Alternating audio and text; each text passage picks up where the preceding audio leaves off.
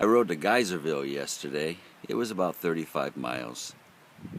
My body seems to be getting back in shape, and it hurts like it should be hurting rather than how it should not be hurting. And I didn't have time to do a blog yesterday, so I thought I would go ahead and just tell a story. Right now I'm at my friend's house, John. John is an engineer and a black belt in Kung Fu, and long ago we sat down and designed weapons that looked like crutches, and then we went ahead and made them. And from that, we began to share our knowledge about the martial arts and about life and about wisdom, and we've become really close friends. I was best man in his wedding, and I also helped him through the process of going through a divorce. He's been there with me in similar situations, both tragic and both good, and as a result, we've become bonded like brothers. It's a good story, but the beginning is what's most fascinating. I met John when I went to a men's retreat up north, high in the hills, and it was lunchtime. I was in the lunch line. I had a plate in my hands, fumbling with my crutches, learning about how to balance food and walk across the floor. And John walked up beside me and said, "Can I help you with that?" I smiled. I looked at him, and he had a hooded sweater. He had a shaved head, and he looked like a monk. Not just any monk, but a Shaolin monk. I declined the offer, explaining that I had to practice this stuff so I could get good at it. He smiled, and I asked him if maybe we might sit down together so I could get to know him. He said sure. And the opening conversation was about what interests us in life. The one point that we agreed upon was we were both martial artists. We both had a passion to learn how to be able to defend and protect those things we cared about. And at one point I sat back and I said, there was a time way back in San Francisco in which I was talking to my instructor, and he told me the story about a guy who lived down in Venice Beach or Southern California or Ventura or something. I don't remember where exactly, but this guy was in a wheelchair, and he was a 5th degree black belt at the time.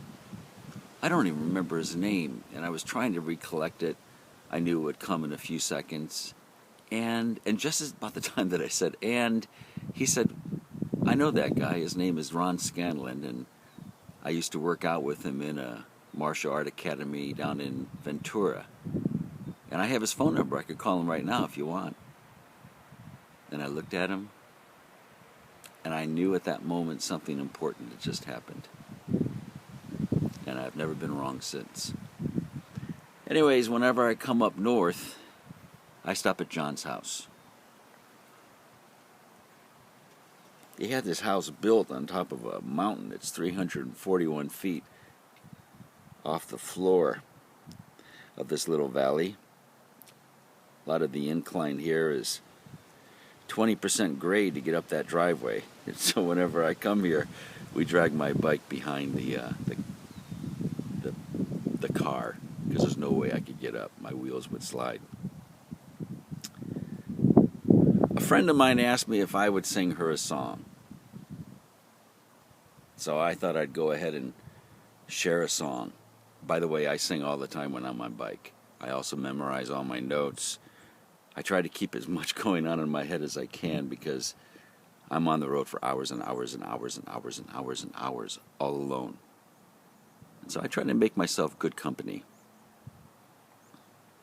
So here's the song.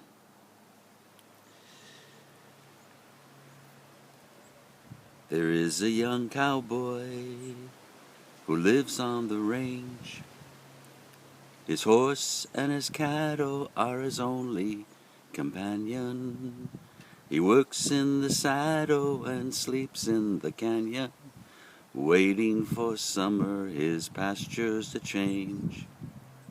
And as the moon rises, he sits by the fire, dreaming of women and glasses of beer.